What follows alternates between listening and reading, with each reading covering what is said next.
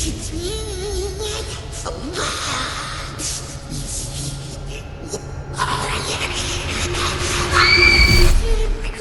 Guys. അപ്പൊ നമ്മള് ചെറിയ വ്ളോഗ് പരിപാടിയൊക്കെ സ്റ്റാർട്ട് ചെയ്യാൻ പോവാണ്. അതായത് നമ്മളെ എസ്തബാൻ എന്നുള്ള പേജ് തുടങ്ങിയിട്ട് ഒരു 3 ദിവസം കൊണ്ട് നമുക്ക് ഒരു 600 സബ് ആയിട്ടുണ്ട്.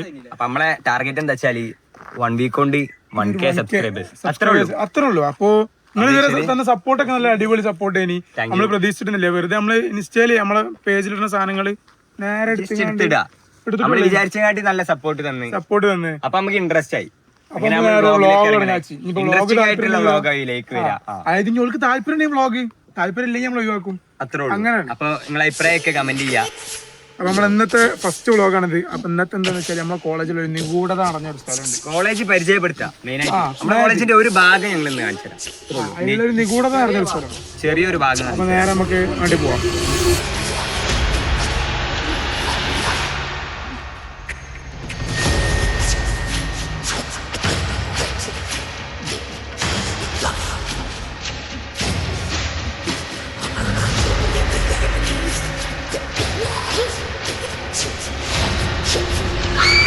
കോളേജ് പറഞ്ഞാൽ കുറച്ച് മാറ്റമേറിയ കോളേജാണ്. നമ്മളെ ടിപ്പു സുൽത്താനൊക്കെ പണ്ട് താമസിച്ചിരുന്ന ഒളിത്താവളൊക്കെ ഉണ്ട് ഇവിടെ.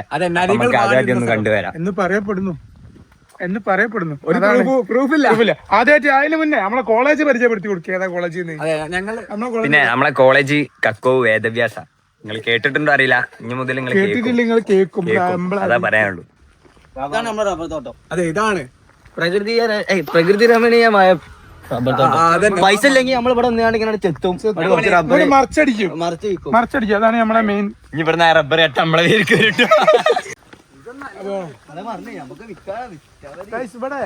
ഇവിടെ കുട്ടികളില്ലെങ്കിലും കണ്ടമാന സ്ഥലമുണ്ട്.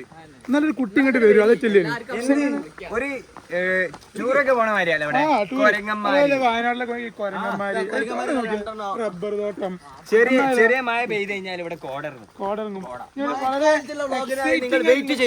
വളരെ എക്സൈറ്റിംഗ് ആയിട്ടുള്ള സാധനം എന്താ വെച്ചാൽ ഈ ഒരു ഗിൽസിന്റെ ഉള്ളിലാണ്.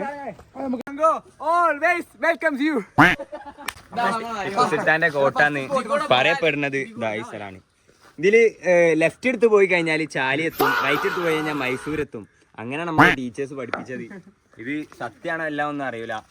ഇതിലൂടെ ടിപ്പു സുൽത്താൻ പണ്ട് ഒളിത്താവളായിട്ട് മൂപ്പരെ യുദ്ധത്തിന് ആൾക്കാർ കൊല്ലാൻ വരുമ്പോ ഇതിലൂടെ ഓടിയിട്ടാണ് ചാലിയത്ത് എത്തിയെന്നാണ് പറയപ്പെടുന്നത്.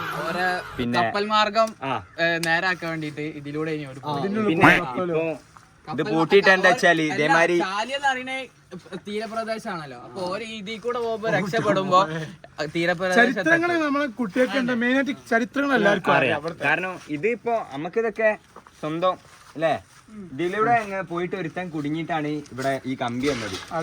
ഇങ്ങോട്ടും കിട്ടിയില്ല, അങ്ങോട്ടും പോയില്ല. ചാലിയത്തെത്തിയോ ഇല്ല, മൈസൂർ എത്തിയോ ഇല്ല, പക്ഷെ ഇവിടുന്ന് പോയിക്കണു. അങ്ങനെ കുറച്ച് ബാഡായി. അങ്ങനെ ഇവിടെ പൂട്ടി. ഇപ്പൊ എന്തായാലും ഇവിടെ വന്നിട്ട് പ്രാർത്ഥിച്ചു പോവാ. നമുക്ക് വിശ്വാസം ഉണ്ടെങ്കിൽ പ്രാർത്ഥിച്ചു പോവാ. പിന്നെ പറഞ്ഞാൽ ഇത്ര നല്ല കോളേജ് എന്റെ ഒരു അഭിപ്രായത്തിൽ വേറെ കിട്ടൂല അല്ലേ.